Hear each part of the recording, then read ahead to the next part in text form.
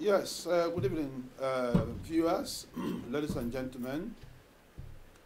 On behalf of Ohaneze, Ndi Igbo, United Kingdom and Northern Ireland, I, Chief Dr. Ejikeme Uzoalor, also Ogunna of Odepe, is congratulating the president-elect, the incumbent president, Dr. Jonathan Ebele Azikiwe, good luck on his successful campaign, and as well the Nigerian masses find it that he's the worthy person to conduct the affairs of Nigeria starting from 2011 May to 2015.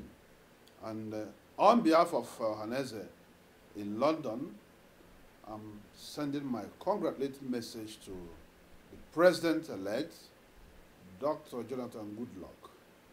Congratulations for a meritable election well fought, well campaigned for, and as well done in transparency, which all of us saw the way the election was conducted. The first in the history of Nigeria. We have a very peaceful election. Everybody are saying that the election was done in a transparent manner, less of violence, no violence, and on that I am congratulating the INEC and the INEC chieftaincy, Mr. Jiga, for election well done. Mr. President, we want to see an inclusive rule in Nigeria. What you've said you've done in Nigeria, please make sure that that is done. Give us electricity, good governance, security, and job and transparency. Less of corruption. Already you've started a very good work, which all of us can see. I want to use this forum to remind you that 2015, those of us in diaspora, we want to vote. You've promised that in 2015, those in diaspora should have a franchise to vote for who runs the affairs of Nigeria, and we will hold you accountable to that. As well as the promises you made that Nigeria will see transparency in leadership and honest in leadership. We will see that those things you promised are done. You said you want Nigerians to let their vote count and let people see that their vote counts. Now you have been elected. We are going to hold you responsible in the ways the affairs of Nigeria are conducted. Once more, good luck, Mr. President, and more grease to your elbow. Thank you very much. I don't need to show. Hello, Chief. You are welcome to Success TV. Good evening. Hello, viewers. I have with me here Chief Dr. Ejikeme Uzoalor, President of Ohaneze, Ndi Igbo, United Kingdom and Ireland. Thank you. Yeah. Chief Dr. Uzoalor, once again, you are welcome to Success TV. And viewers, our questions and answers will be centered around the recent presidential election and parliamentary elections in Nigeria. Chief Dr. Uzoalor, we have witnessed a very successful election, and we've seen that the incumbent president has been elected again. Before even the president was elected, we had a parliamentary election, which we all saw that it was run very successful, peaceful, and even the international observers comment about how successful this election was. Could you tell us about your expectation from these parliamentary candidates that has been elected to run the government for the next term of office? Thank you very much, Mr. Moderator. Thank you very much. As you all, can see and judge from our television sets and those in Nigeria present, those where the actions were taking place, we can see that this is the most fairer. That you can say that the election since the history of Nigeria, that people have trust in this particular election conducted by INEC. Starting from the parliamentary election, which we will all see, the election went on smoothly. People really voted for who they wanted to be in the parliament and not who's supposed to be in quotes. You know what I mean?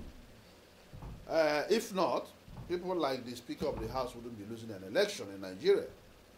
And as we know, the Obasanjos wouldn't be losing an election. That's in Nigeria.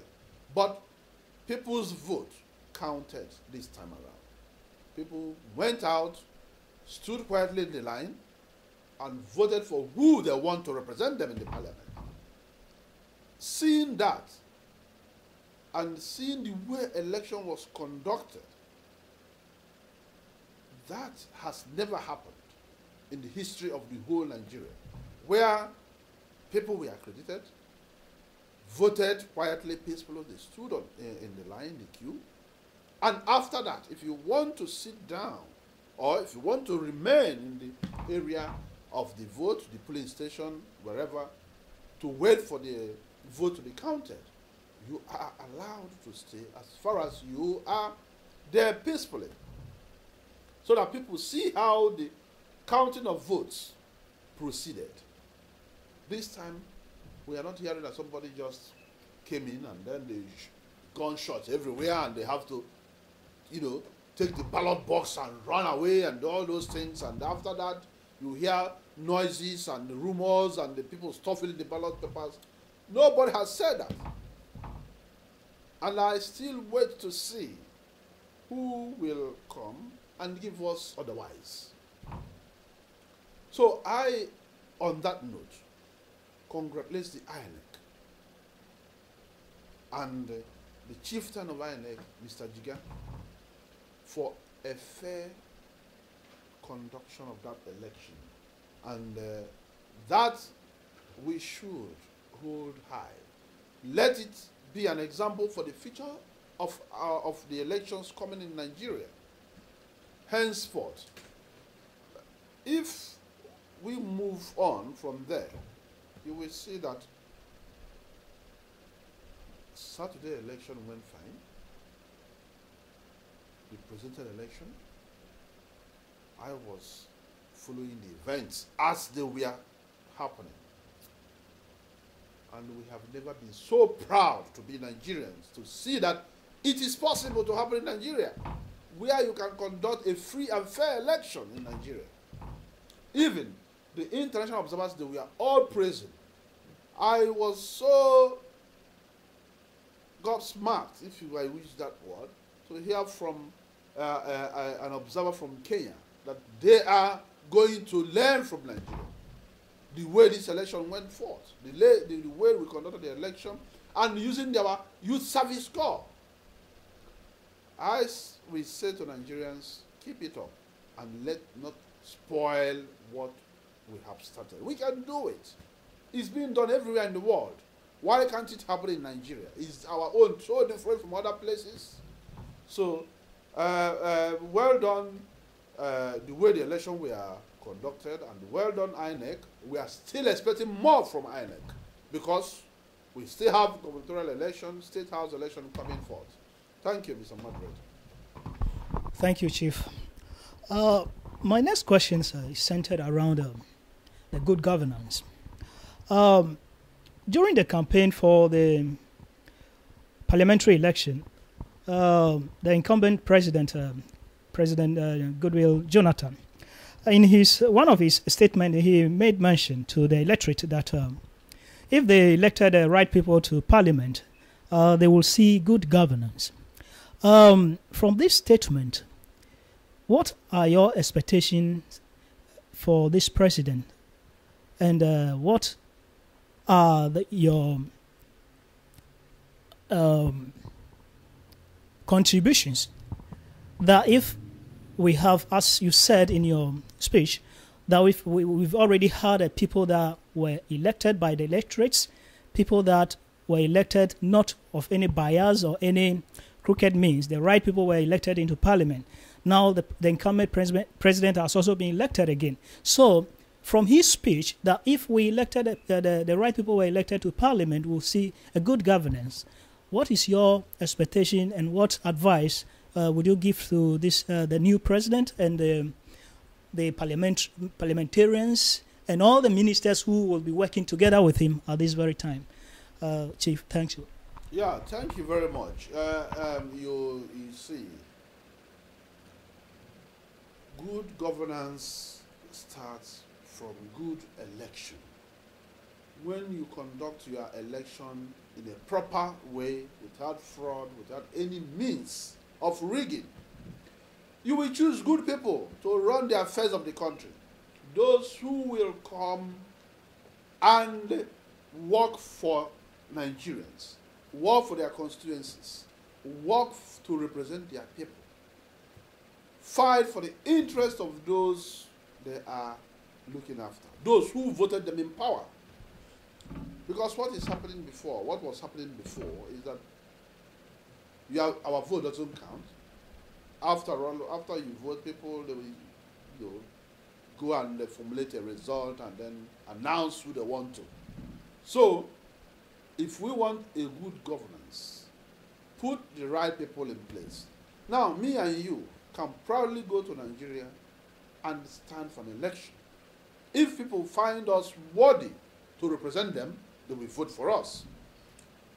It's not the question of money bags these days, money bags, but those who can come out, stand for them, represent them in a proper manner that befits that position you are being entrusted to handle.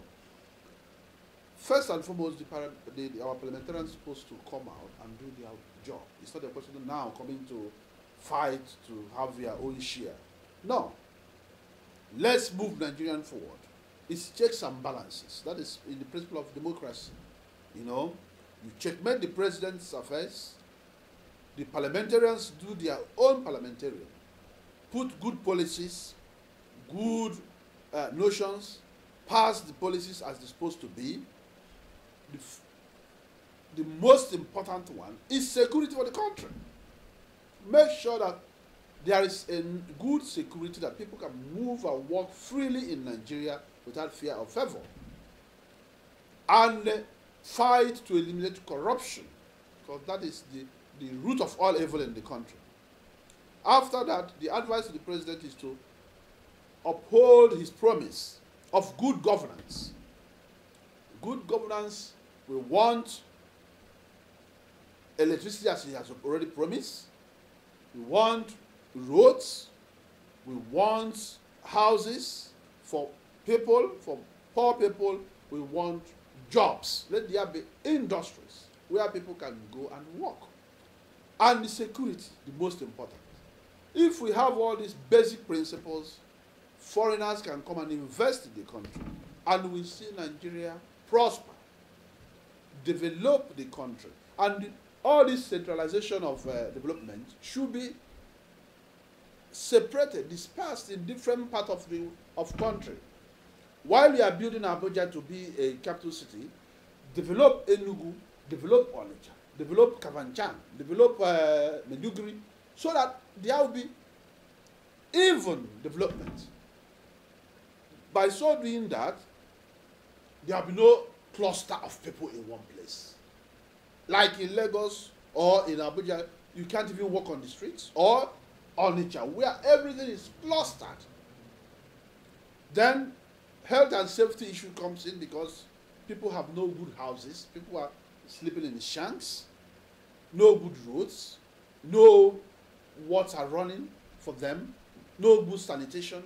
But if we separate industries, build them in different places, there will be equity and fair development in the country. Use the example the United Kingdom. Developments in Manchester, in Birmingham, in Liverpool, London, Brighton. People, you see, where you are comfortable. Nobody is rushing to come to London. Not everybody is not coming to London to just stay because it's only where they can see butter and bread. They can find the same thing in the east, northeast, southeast of England, and let us do the same in our country. Thank you. Thank you very much. My next question will center a bit on international politics. Linking international politics to our African political system. These days we are seeing a lot of commotion in Egypt, Bahrain, Syria, and other parts of the Asia and these Arabic countries. We understand that most of their leaders, according to some of the citizens, their own comments, had overstayed or overruled for far too long, some 40 years, some 30 years, and they still want to maintain their positions. The world is becoming like a global village now. So Africa will not be left alone in this line of international political commotion, if I should put it this way. So before the election, during the